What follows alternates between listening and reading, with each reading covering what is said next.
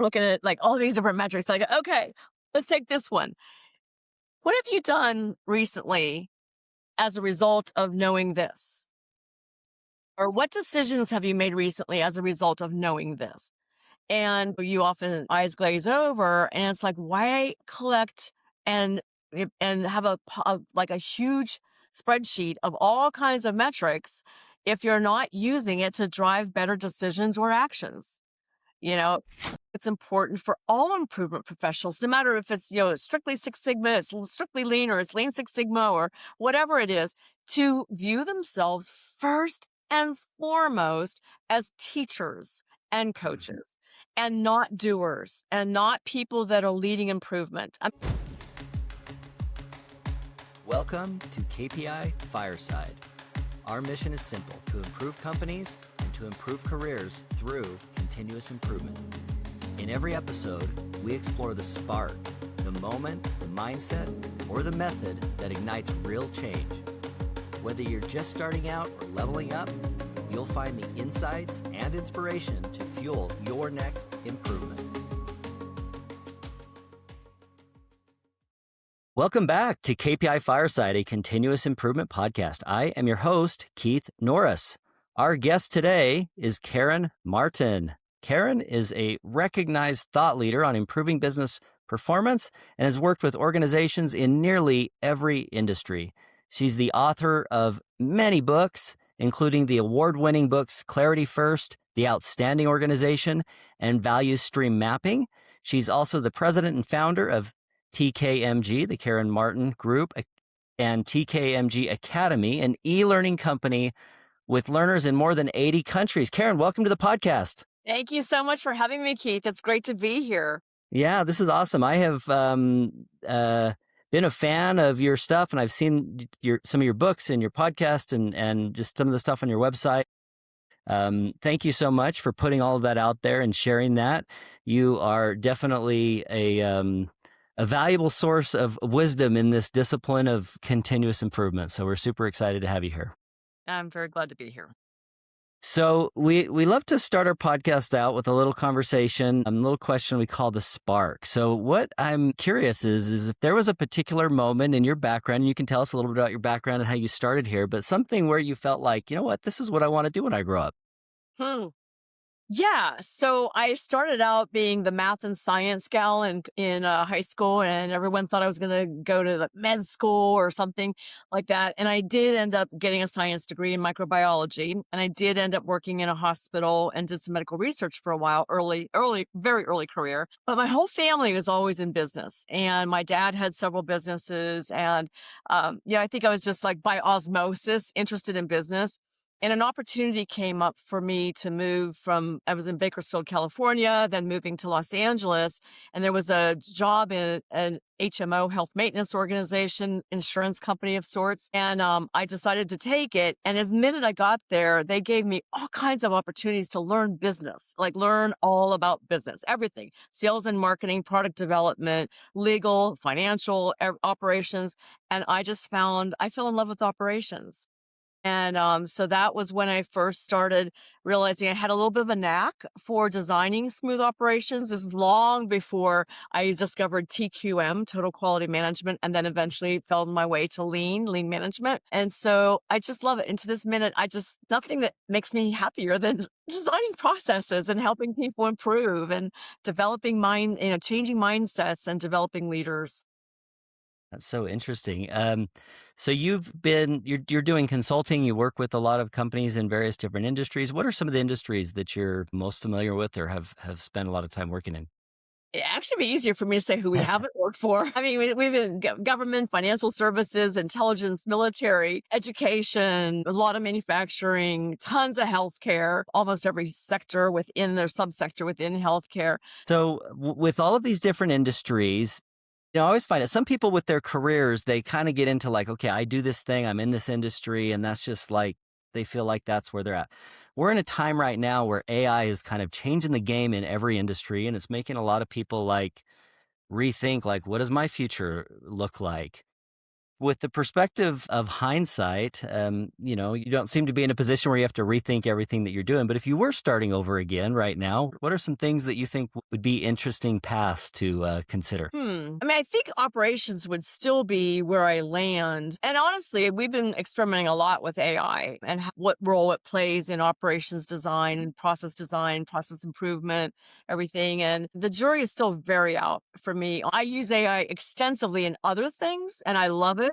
And it's very helpful. I'm saving so much time. I'm saving as a company a ton of money. And so it's really helpful there. I've been doing a lot of testing with AI and process design and operations design. And we have a long way to go, Yeah. if ever. I know that you've written books on process design, specifically value streams. I wanted to ask you a little bit about just this concept of flow. What does it mean in this context? Yeah, I've also heard you use the phrase like go slow to go fast. Maybe you Yes. could talk a little bit about what flow is and what it means to go slow to go fast.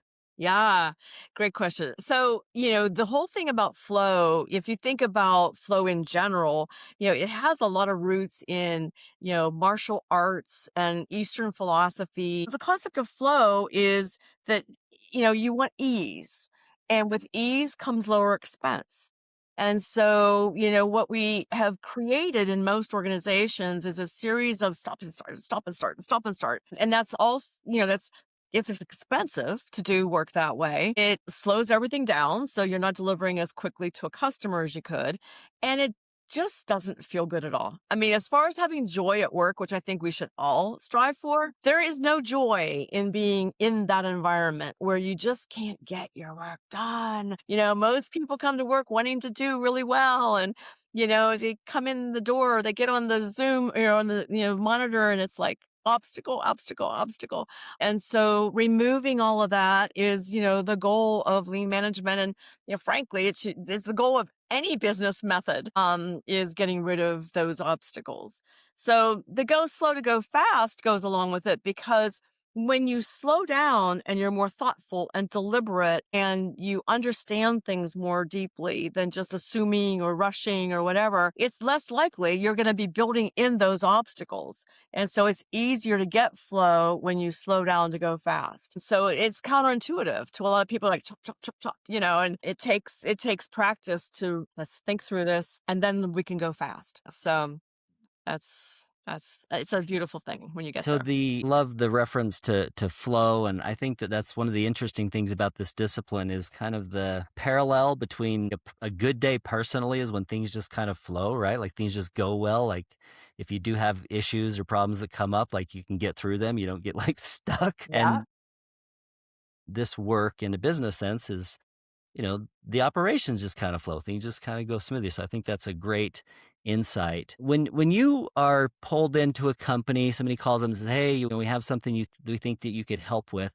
What are some of the problems? How do those show up? Like what are some of the things that are symptoms where the type of work that you do, particularly like with this helping with flow, how do they recognize that in their businesses? Hmm.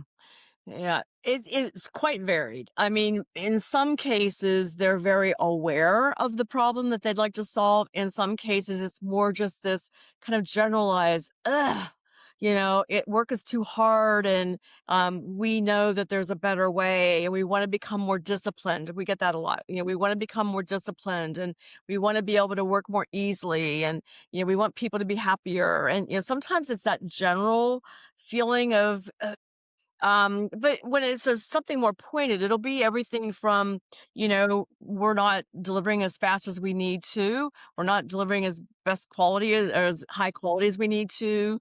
We're not making enough money. Or it could be, no one's buying our product, or we're losing market share. I mean, it's kind of all over the place as far as where the trigger pain point is. But when we get in there, usually any gap, when you start really digging into it, you're going to discover a lot of sub gaps that collectively create that gap.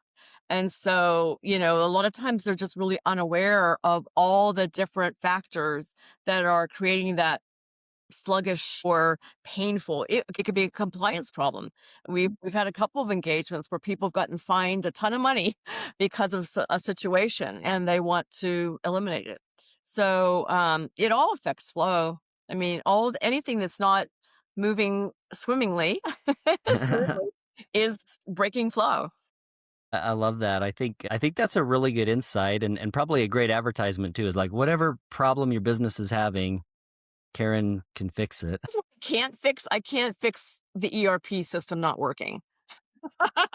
I'm not going there. I think that's part of the promise of this continuous improvement discipline is the idea that you can install structured problem solving to solve what bugs you wherever you happen to be.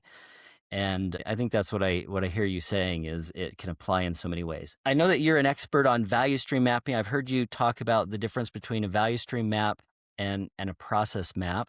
Mm, Could you maybe give us a little, yeah. for somebody that just looks at all these and thinks like flow charts, help us understand a little bit of the difference between a value stream map and a process map? Okay, so first of all, you just mentioned flow charts. So flow charts to me have value in showing people decision trees and the various ways that work can flow and things like that. But both process maps and value stream maps should have time associated with them, which you can't do on a flow chart. So they have their value, but it's not to improve a process. You have to see the numbers in order to improve a process. So they both have, and luckily, you don't have to learn two completely different sets of metrics. The metrics are actually the same. They're just high level, macro level of the metric, like lead time, the time it takes for work to flow, whether there's, delays or actual work being done, it all counts, or process time, cycle time, touch time, whatever you want to call that other metric, which is the time it takes to actually do the work without any delays or anything like that, actually do the work.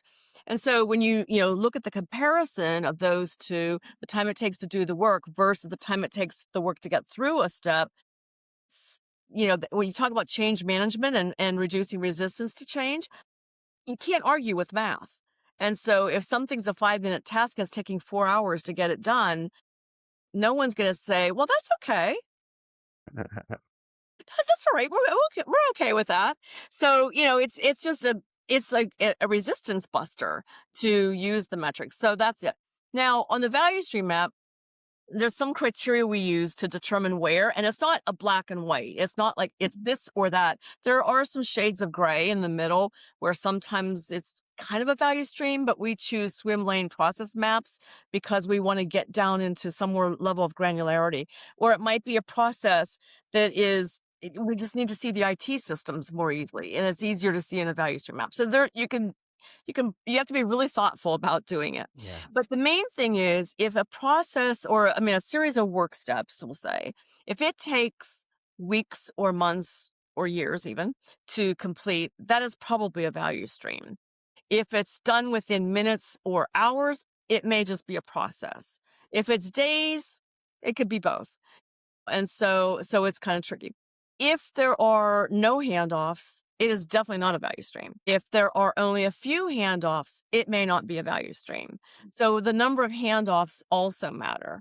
And then the last thing we look at is the work flowing from kind of area to area to area to area from a request to delivering on that request in a way where the information really, really needs to be visualized. You need to really understand who's telling who to do what when, and that type of thing. Then a value stream map is a better picture. It's a better storyboard of a process to be able to visualize that. Yeah, kind of like kind of picturing like altitude, level of detail as you get into those things. Having worked across a number of different industries, just for the sake of building context, every company is different maybe in how their processes work, but there's some pretty common value streams that exist within certain industries. Like maybe within healthcare, there's some really common ones. Mhm. And then there's maybe some support value streams that exist across a lot of different industries. What are some of the more common ones that somebody that's just kind of getting familiar with this kind of work where they could put themselves and be like, oh, okay, I understand. I work in this sort of a value stream. Yeah. So we'll start with the ones that are not external customer facing because everyone can understand these really easily. So a support or a value enabling value stream, we sometimes call it that, would be the whole hiring and onboarding process. So it starts from posting a job to advertising for it to going through selection to doing background checks, drug testing, whatever. Day one, they come in, they get stuff, they get access, da da da da. And Yeah. you can, begin it or end it really anywhere. But in this case, usually posting the job is a way to start, and ending it could be first day, it could be the 90th day. It depends on where you want to, where the current state pain is. You want to make sure that that's within the fence post. I should keep it narrow. That's within the fence posts of what you're mapping with. So that's a really common support value stream. Another one would be if there's an internal tech team and they do software design, or if they're doing large scale integrations that involve hardware, software, the whole bit, that is a value stream because that usually takes a fair amount of time getting it through.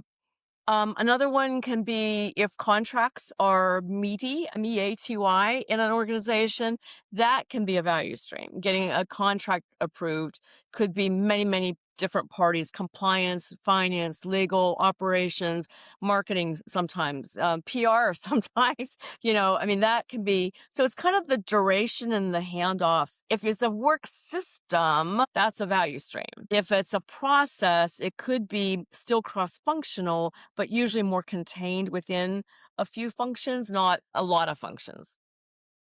Is there insights about organization structure, the way an organization is set up, that are helpful or not helpful for aligning around the value stream, like the idea of delivering value through value stream? Are there anti-patterns that you see in some organizations where they're just not set up functionally to have Yeah. value flow? So we still have predominantly functional silos in most organizations. We have not slayed that dragon yet. And there's some value in it, but I like to think about work as being way more cross-functional and figuring out how the org structure could support that. But there needs to be, in every value stream, one primary owner of it, not like they get to control it, but one person that's monitoring the whole flow from a request to delivering on that request, and sometimes beyond delivering on that request. So one person, and it doesn't really matter who it is, as long as they have the time and the authority to keep monitoring it and watching it, and then raising everyone's hand and say, it's time for another round of improvement because we got this clunkiness here. Because the minute conditions shift, there's often a need to rethink the process or the value stream. So there needs to be one owner and only one. And most organizations are very resistant to that idea. They still want, the functional Yeah. area leaders. And when we do value stream mapping, this is the thing that it always shocks me, but it never surprises me, that there's never one leader. Never say never, never say always. Well, here I got a never. I have never seen in all these years of doing value stream work, one leader that could describe with any degree of accuracy how value flows to a customer from the order to the customer. Wow. They know their part, their team's part. They know sometimes, the upstream supplier to them. They may know the downstream. They may even know a couple, but I've never met one leader that could, with any degree of even high level accuracy, describe exactly how value flows to a customer. So I like what you're saying there. It's really interesting because that is a very interesting insight. I think there's a tendency, like, we all kind of want to think tactically, like, what is the goal? And let me focus on the goal. And when we're set up in departments, you kind of focus on the goal of the department. But there's this strategic layer of thinking that you're describing, of seeing how things flow. I know there's a lot of different variation in like job titles and things, but what are some examples of the name of that role or the function of that role where you're describing as like that value stream owner who has some visibility and sounds like maybe some like reporting or metrics that they're monitoring? How have you seen that successfully implemented? It's typically a vice president level, or, it could be a senior director. I think the biggest, there's characteristics of this person that need to be in place. One is that the organization has to agree, and I mean the whole organization has to agree that this concept makes sense. Even you could start doing an experiment with it first, just to make sure that, it's not me saying it makes sense. They're experiencing it makes sense. And that one person needs to be viewed and respected and have the recognized authority to be the one, again, not dictating how work is going to flow or anything, but rather they're responsible for monitoring the performance of that value stream. And then the minute it starts, there's a gap emerges from, from current to desired performance, then it's time for them to corral everyone again to do another round of improvement. And so it's just someone, watching it from that lens. Yeah, I mean, a manager is usually too low to have the clout to go up to a VP and say, "Hey, can we have a group of your people come in, with this, and try to get everyone corralled to do the work." I would say a director, a sophisticated director, mature director might be able to pull it off. VP for sure. Well, not all VPs, but that level, that That's level. Yeah. That's interesting. And I know that you've talked and written a lot about metrics and the numbers to use in a value stream. I'm sure you've seen situations where there's great metrics and some where there's bad, and sometimes you're in a situation where there's metrics that you probably never even seen before. Like, what is this thing you're measuring? Are there some common metrics that you like if you go and maybe it's your first day working with a new company and you're trying to establish if they're set up around this idea of value streams? Like, what are some of the metrics that you might see them paying attention to? Outside of manufacturing, there aren't any. Usually, when we go in, manufacturing's pretty good at knowing what they need to keep their eye on. Other industries are not as sensitized to data and metrics. I mean, there are some, but not across a whole value stream. There are some that are really good with process level metrics, but the whole value stream, it's pretty rare that when we go in that they've got anything at all. So then that's part of you have to start with defining it. And the way we work into defining it is by using the charter to define how we're going to measure success of the value stream improvement. And so in order to figure out how you're going to measure success, you have to define KPIs, key performance indicators that are going to be the things that people pay attention to. So it could be, manufacturing is a little easier. You can have, lead time to the customer. You can have first pass yield from a quality perspective. You can have cost of product. You can have, customer churn or, people leaving and not buying the product again, market share, EBITDA, aversion of profit. There's all those different measurements that can be important. We recommend that an organization at a organization level, at top level, have the leaders focus on no more than 9. At the value stream level, probably no more than 5, and 3 to 4 may be okay. Depends on how kind of out of control everything is and how much you need to corral it. You may need to look at more areas, I love this topic because it never surprises me how many things you could choose to measure. And if you start making a list, we need to track this, we need to track that, how quickly you can have a list as long as your arm of stuff that you should track. And then, you start chasing, one versus another. And it's like the spinning plates, right?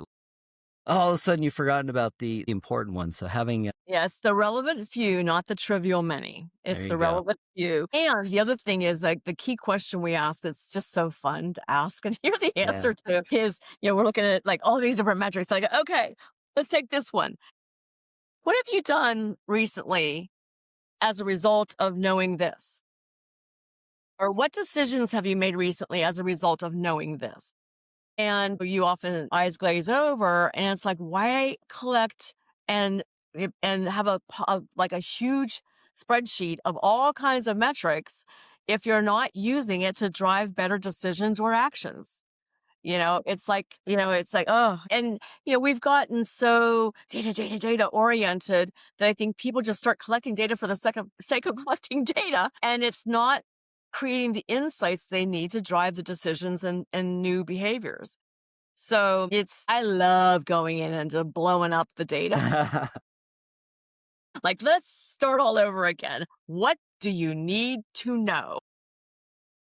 Yeah, I think that's an interesting one. Do you have like it sounds to me like you're alluding to I kind of use the analogy like, okay, it's springtime now, wintertime, the branches fall off. We're gonna like prune the trees. We're gonna kind of like take off some of the dead branches. Is there a cadence that you would like recommend like managers should periodically take a look at their reports and say, Do we really need to keep this stuff?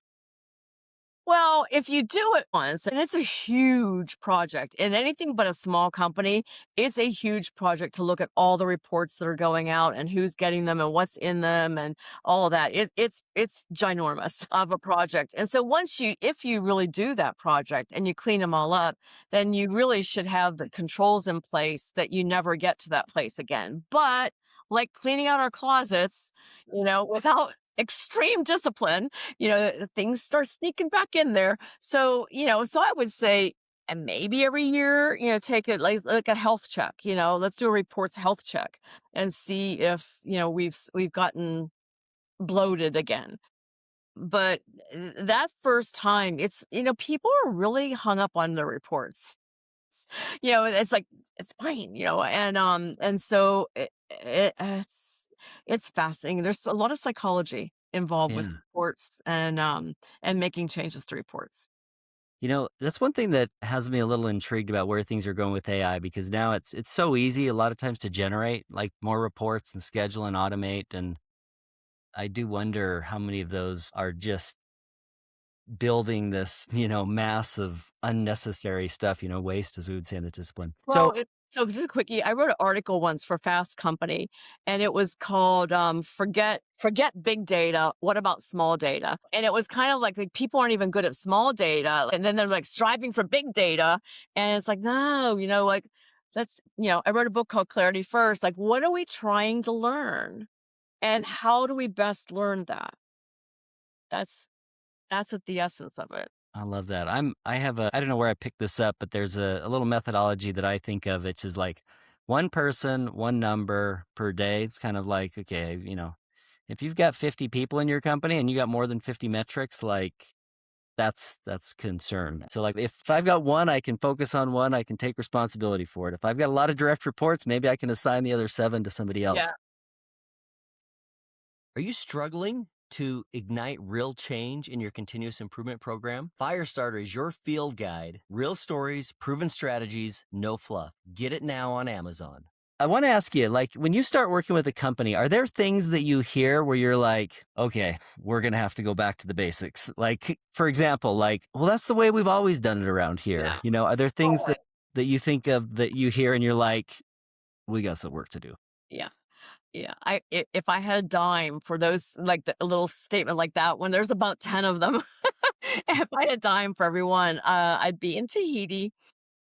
Yes, you do hear the same things. And so, but if you're a good facilitator, you really pay attention to the energy behind that statement and then also how successfully you can counter that and get people to open up their minds to, trying a new way.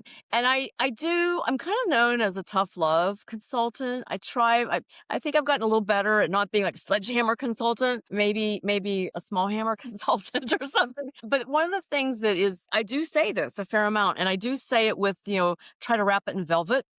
But it's like, well, if you already could do this, you'd be doing it. And so it's like a lot of times people say things and it's like, well, all we have to do is blah blah blah. And I go, okay, let's do it. Let's do blah blah blah. And then all the obstacles to blah blah blah, get revealed. And now you realize, why they're not already doing blah blah blah. So helping them through that is what, is the work. What are some of So those things that get in the way that you're referring to? What are some of those common patterns? So I think, first of all, I think fear drives a lot. And there's a lot of fear in organizations that make people grab onto things and just want to hold them. And then just human psychology, we like familiarity. And so there are people, I believe that people are born as either kind of thriving and wanting change, a lot of change. I'm one of those people. And then there are other people that just don't want anything to change ever.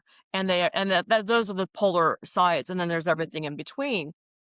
Like I had a neighbor that was a librarian and we would talk about my work versus her work. And she'd be like, oh my God, I couldn't stand what you do. Like every day is so different. And I go, that's what I love, and then she's like, no, I want to go in, I want to have my cart of books. I want to put the books away. I want to then go to and she had this like it was every day. And that's okay. We need to honor that, and create and find job fit, that honors that. But, if someone's wired that way, you use different psychology with them to get them to open their minds to change. I love that. It reminds me of an internet meme that I saw where it's like the two windows, like people that want to see change happen, long line versus the people willing to make change themselves is like, Right. nobody at that window. We all have great ideas of how everybody else should change, but then when they start coming at us, we're like, "Oh, I'm great. I'm great." That's funny. Yeah. Yeah. And, there's all things that will say, like, what's the worst that can happen? I mean, nothing's set in cement, so let's give it a try. Can we at least try it? And there's all kinds of things that you can do to make people relax a little bit, but there are companies that it's not an experiment. It's not, it is set in cement. And so Yeah. you understand why people get scared out of their minds because it's like, oh, this is like a final decision. And Yeah. in my world, nothing's a final decision. It's a final decision for the moment and you take Yeah. action based on that, but it can change, conditions change. Yeah, I So, think that's so interesting. There are plenty of professions that are literally life and death, and you don't want to put things at risk, safety and stuff. But I think it is a great example of this discipline, the art and science kind of coming together, is where you can have fun and you can make changes, even in professions and industries that are very, very serious in nature. yeah. Yeah, absolutely. I mean, you have to be thoughtful about it. But one more thing that's kind of related to this, and as far as resistance, you know, early on, like in my very early, it was actually probably in my TQM days before I embraced lean, which was in around 2000.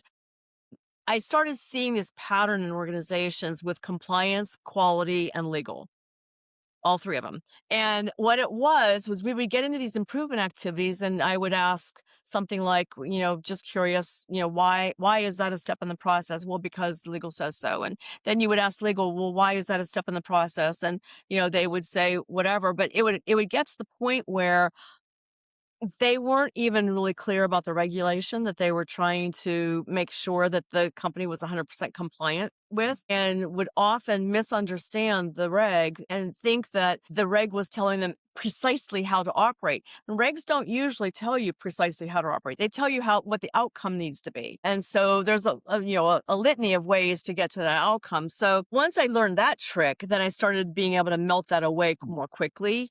And it's fascinating to watch legal compliance and quality get their heels dug in and, how they can transform and come out of that.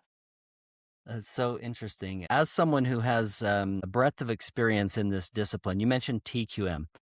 When you look back on your career and things that you've seen, are there some trends or like milestones or significant shifts that you've seen, like this discipline, this continuous improvement, kind of generic term applied, where you've seen phases or shifts happen, and what, where are we at now, and what are some of the ones you've seen? Yeah, so I more or less view it as a continuum. So I think, I mean, if you think about the roots of lean management, you could say it's Toyota, you could say it's the Venetian shipbuilders. Yeah. And you could say it even goes back further than that. So, like, where does it begin? I don't Yeah. know. Yeah. But, we evolve and we iterate. So TQM to me, like, I love W. Edwards Deming, and I never got a chance to meet him in person. I wish I had. But his book, Out of the Crisis, was the first book I read. And by the way, if anyone's listening and they're Deming curious, I would recommend The Essential Deming. It's like a smaller book, and it's a compilation of some of his best teachings. And so, I just fell in love with his teachings, and he was a pretty harsh guy, as far as, no, but, he ended up being right. But I didn't feel like TQM had a lot of teeth.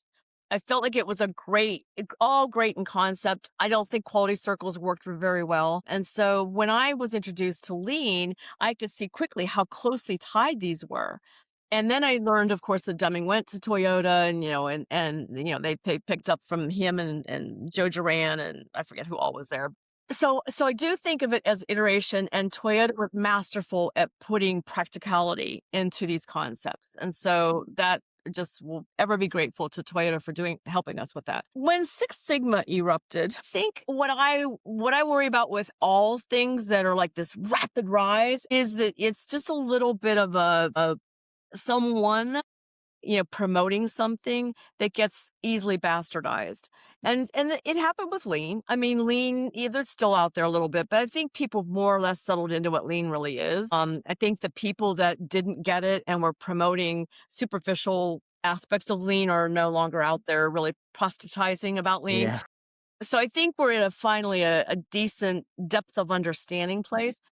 With Six Sigma, my concern always, and I go on record with this all the time, my concern always and forever has been what the BELT program did, or the BELT thing did to organizational decisions about their resources and people, and that it began the movement where leaders didn't have to learn how to manage a process or design a process. These specialists would, is one of the most destructive things that I think happened as a result of the BELT movement.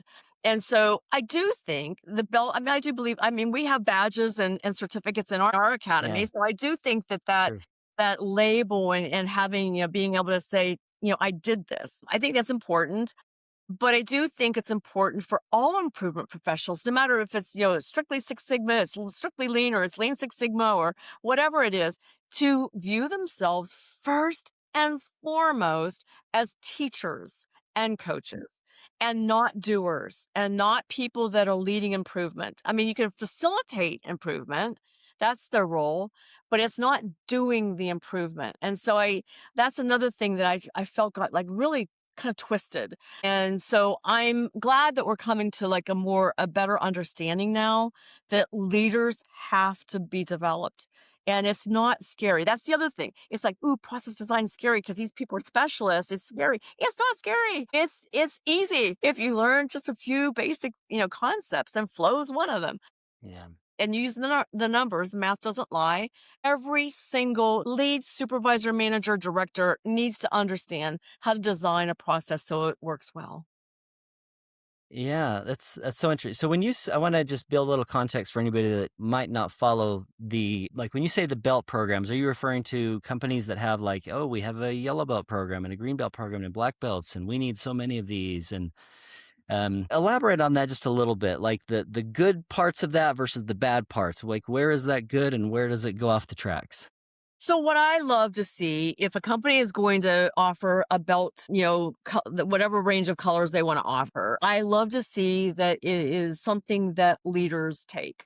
And it's not a gigantic full-time improvement team. A lot of the full-time improvement teams have been let go and decimated and all that. And I don't know that that's necessarily a bad thing, but I do think that there needs to be people internally that do focus on improvement. Maybe not an army of them, but there need to be some people that are keeping their eye on improvement and aren't part of the daily work. But most of the people that are learning how to view work and get flow and design processes and do improvement should be the people that are leading within the organization. So again, leads, supervisors, managers, directors, etc. And so then the master black belt is one exception to the rule. I think that most organizations that have narrow bands of tolerance, which is manufacturing, anything with ballistics, electronics, you name it, that you got to have, I call it the big guns. You got to have the big guns there. But Yeah. the master black belts need to also not be the ones owning improvement. That is wrong. If a improvement professional is owning the improvement, that actually abdicates responsibility to the rest of the organization, or for the rest of the organization. And that's not going to build the strong infrastructure that you need. So, I mean, the belts have their place for sure, but and then one more thing about the belts that I think is interesting. There's a lot of people out there in the hiring world that if they see a green belt, they assume an extremely high level of proficiency that simply isn't there. If a green belt has had years and years of leading improvement, sure, they could be very proficient, but just having a green belt doesn't make you proficient. If they've been through one project, And a lot of Greenbelt programs don't even have projects anymore, but if they go through one project, that's one project. Yeah. That's not a lot of variation and complexity and learning how to deal with different situations and stuff like that. So again, I'm not minimizing I think everyone learning something is better than people not learning for sure. But it's just like that assumption of proficiency creates all kinds of problems. Like people get hired and then their leaders get mad because they're not performing at a really high level. Well, they're not capable of performing at a high level yet. They just learned, Yeah. they're just in the beginning. So there's that part of it that I worry a lot about as well. I think this is interesting. This is a topic I'm super interested in. So I kind of want to ask Okay. you a couple of questions and see where we align and where we might need to have a difference of opinion. Okay. We'll agree to Again, and I think that this changes depending on the size of an organization too, right? Let's say you're manufacturing is, I love to use manufacturing examples because you can always say, you've got a widget that needs to move from here to here. And so even when I'm talking to service organizations, I'll usually say, imagine that we're moving widgets, so it's just kind of similar. Mhm. I like the belts in that, well, there's two extremes, right? Everything's a belt. I think I align with you with this idea that it's probably not good if you just have a dedicated group of Navy SEALs, black belts, that are the ones responsible for making improvement in the organization. Everybody else just does their thing, and those guys, they get to go do all the improvement. That's probably Mhm. not an ideal state. No, not because when you think about the bandwidth problem of having belts be the only ones responsible for leading improvement, you can't. I mean, there's so many problems to be. Yeah. If you're relying on these people and not your leadership team to solve problems, that it's just not possible. It's crazy.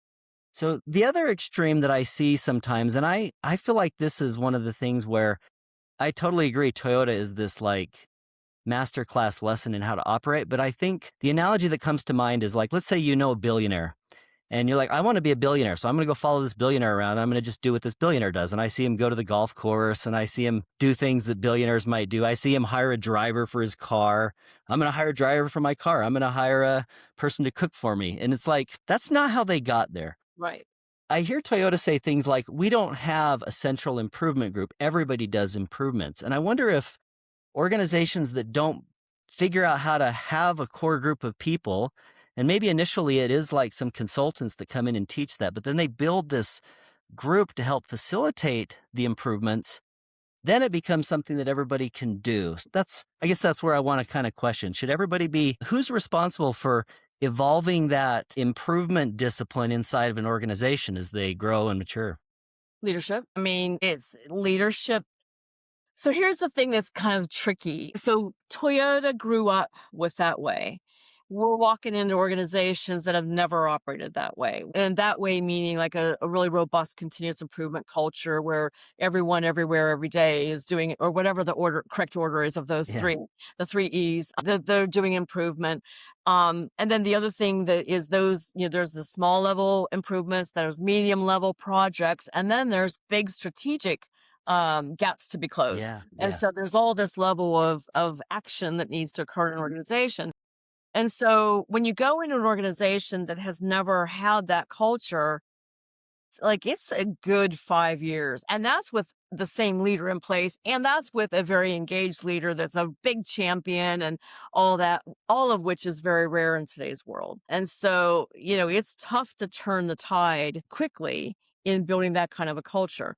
But when you decide that you're going to develop all of your leaders to think this way and behave this way and see through a value stream lens and adopt leader standard work and things like that, it happens quicker than you would think because they're the ones that are setting the tone for the rest of the organization. And so, it needs to be leadership led. It needs to be leadership led. So along those lines of being leadership led, if I'm the CEO or let's say even a board member of some very large company, I'm like, Karen, this stuff you're saying is awesome. I love it. I want you to come talk to some of my I want to make sure we're doing this. Right. Who should I have you talk to? Well, wait, why is the leader making me talk to someone else? I'm talking to the leader. I guess where I'm going is like, is this something that lives in operations? Should I have like a operational excellence lead or an improvement lead, Okay, or I see should where it you're be, going. yeah, is it an HR function? Is it in finance? Yeah. So it depends on the industry. So here's the interesting thing about the word operations. So in manufacturing, operations is production. In every other organization, operations is the business, you It's just know? the business. Yeah. There could be sales and the finance and HR still in tech, IT and things like that, but like everything else is operations. And so the word operations is kind of interesting.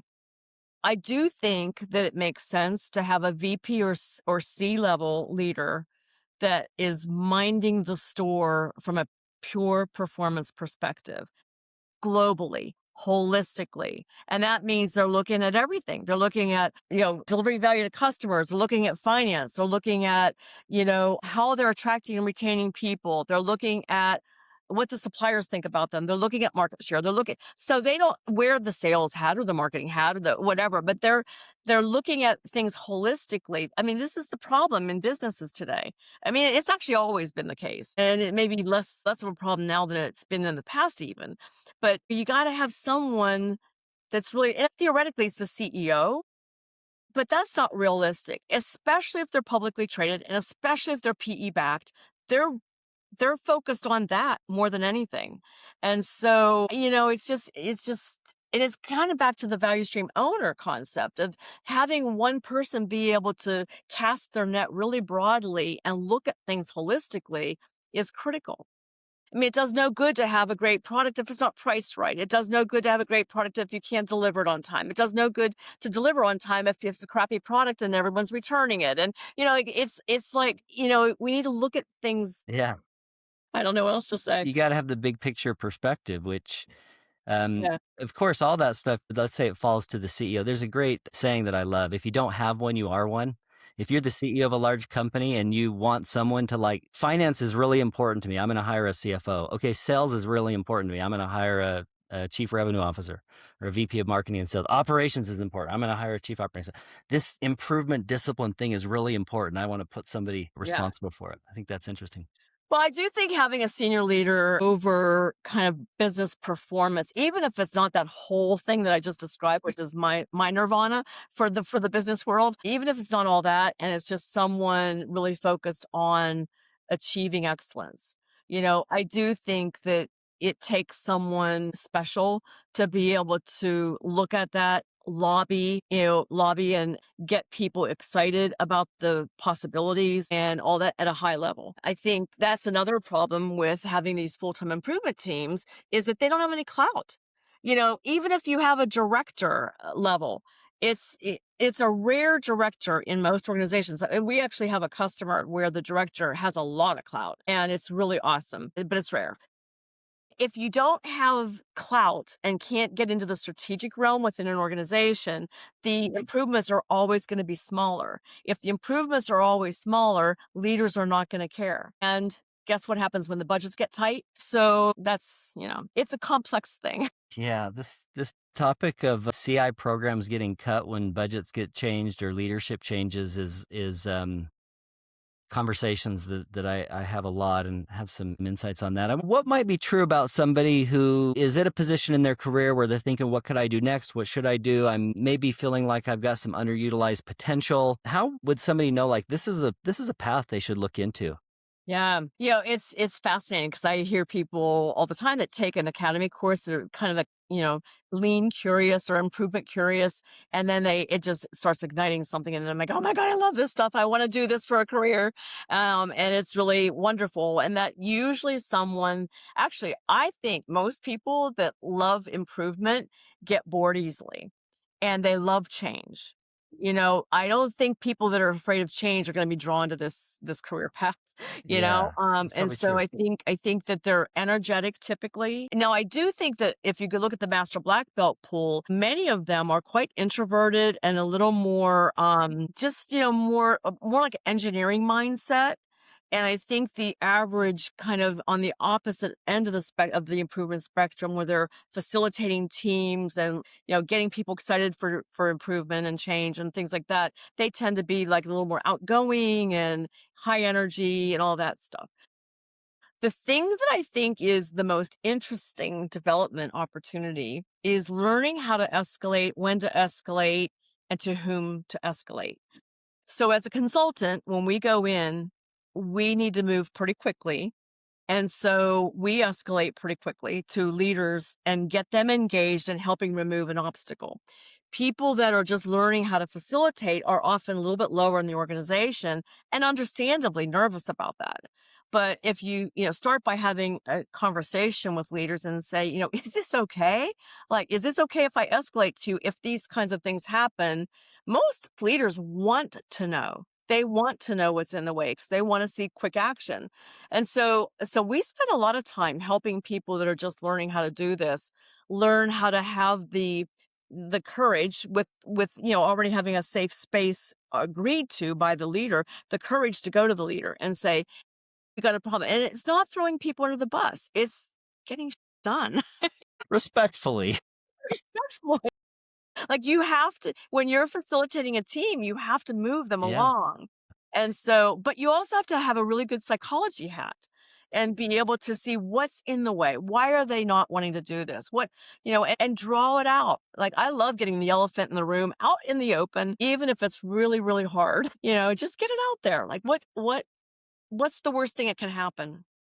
I think You that's a know, great, probably a insight for like why hire a consultant is if people are afraid to speak the truth, hire a consultant to come in and speak the truth. I think that model sometimes works. I'll call these rapid fire questions. These are just kind of short questions, just top of mind answers. We'll go with the most important job of a leader is to develop their people through them being really good at problem solving. So they have to learn how to be really good at structured or scientific problem solving.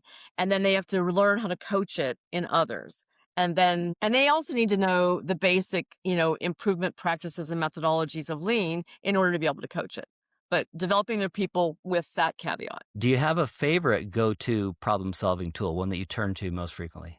When we have teams that have not worked together, we often use a fishbone diagram, which is a brainstorming tool. It's not really a root cause analysis tool per se, because you're not getting to root cause, you're getting to perspective or potential root causes.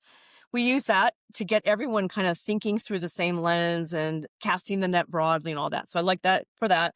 But for actual root cause analysis, a cause tree with percentages or raw numbers so that you can be very clear or clearer that whatever experiment you're going to run or whatever hypothesis you set, whatever experiment you run has a higher likelihood than not of actually moving the numbers. You mentioned at least one book so far, but is there a book other than your own? We'll give you a chance to talk about all your books and we'll link them. But is there a book that you recommend for folks? Open to pull two books. Playing to Win is a book about strategy. And most people in improvement haven't had a lot of experience in strategy. And, strategy is where it all starts from. And so while improvement people may not ever be invited into the strategic decisions and those discussions, this Playing to Win book, I mean, it's, I forget what year it was, but it's the best strategy book I've ever written. And no, I'm not related to Roger Martin. Yeah. At least I don't think so. And I have one more. Edgar Schein, Humble Inquiry. It's just one of the most profound books on how to ask better questions and stop thinking and instead be curious and inquire and be really good at helping others discover. Finish this sentence. Continuous improvement is. I think I'm going to go with setting the stage for it and then the results. So to me, it's setting the conditions in an organization where people are authorized. It's safe to suggest something. They're trained and taught, how to look at a problem. So they have some more critical thinking. And then they're given the authority to move forward with it with conditions that they involve a cross-functional team of people to help them. They're not just going to go and do something themselves. So setting those conditions is important.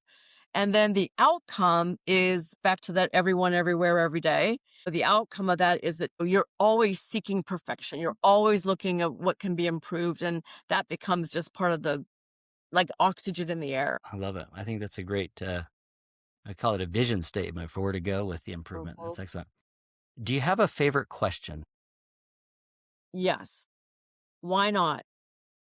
That's a Why not? Why is good, but why, can come off accusatory and blamey and stuff like that. But why not is when people say we can't do that. Why not? And then the corollary is, well, what would have to happen in order for that to be possible? What would have to happen? I It's a love good, that. That's a great consultant type question to yeah, break through those limiting beliefs. Why not? I love it. yeah.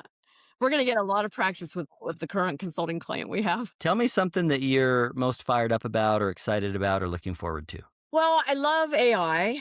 I'm having fun learning what it can do and discovering its limitations today. Who knows if there are going to be limitations tomorrow.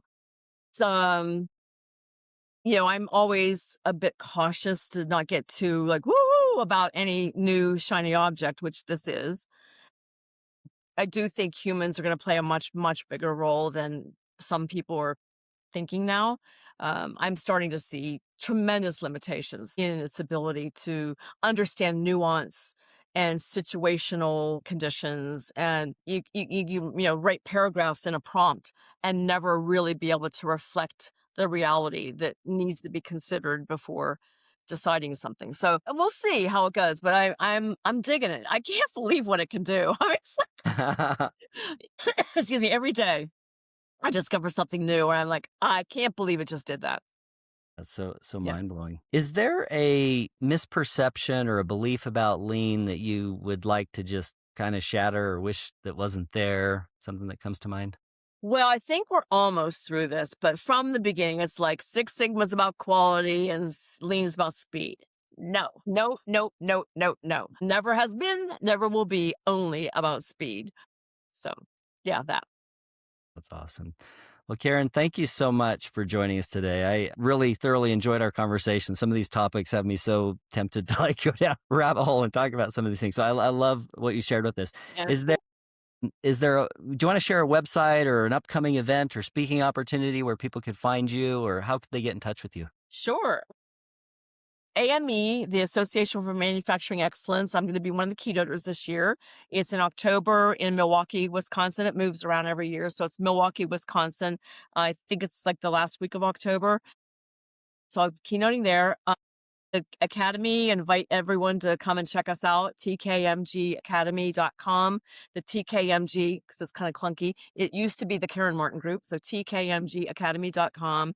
Our consulting site is tkmg.com without the Academy. And I've got a couple books back here, and you can see those on the Academy site that can be helpful. And I think that's it. LinkedIn. LinkedIn. I'm Karen Okay. Martin OpEx. OPEX, Karen Martin. I love talking to people who are excited about their work that they do and passionate, as you obviously are. So it's very fun, and it's infectious, it's contagious, and I hope people pick that up about this discipline. It's so interesting, and there's so So much fun. to it, and it's I mean, you can spend a career or a lifetime in it, and there's still so much more to learn and the mastery. So yeah, thank you so much for There's a joining us. lot of work to be done. Yeah. And it was a lot of work. A lot of work Now to be with AI, it's like infinitely Yeah. more work to be done, right? Yeah. Yeah. That's so Thank you true. so much, Keith. Thank you. You bet. Appreciate You it. bet. And for our listeners, if you would like to ask a question, we love to see the comments. If you have an idea for an episode or an idea for a guest, you can reach out to me on LinkedIn. And this concludes this episode of KPI Fireside, a continuous improvement podcast. If you have enjoyed the episode, be sure to add a comment, like, follow, subscribe on all the socials, and share the podcast with friends or colleagues who are as passionate about continuous improvement as you are. You can find us wherever you get your podcast. Until next time, keep driving progress and sparking change. This episode is brought to you by KPI Fire, the all-in-one platform for continuous improvement. With KPI Fire, you can align strategy, drive execution, and engage your people. So whether you're leading a team or driving enterprise-wide change, KPI Fire helps you deliver real results. Learn more at www.kpifire.com.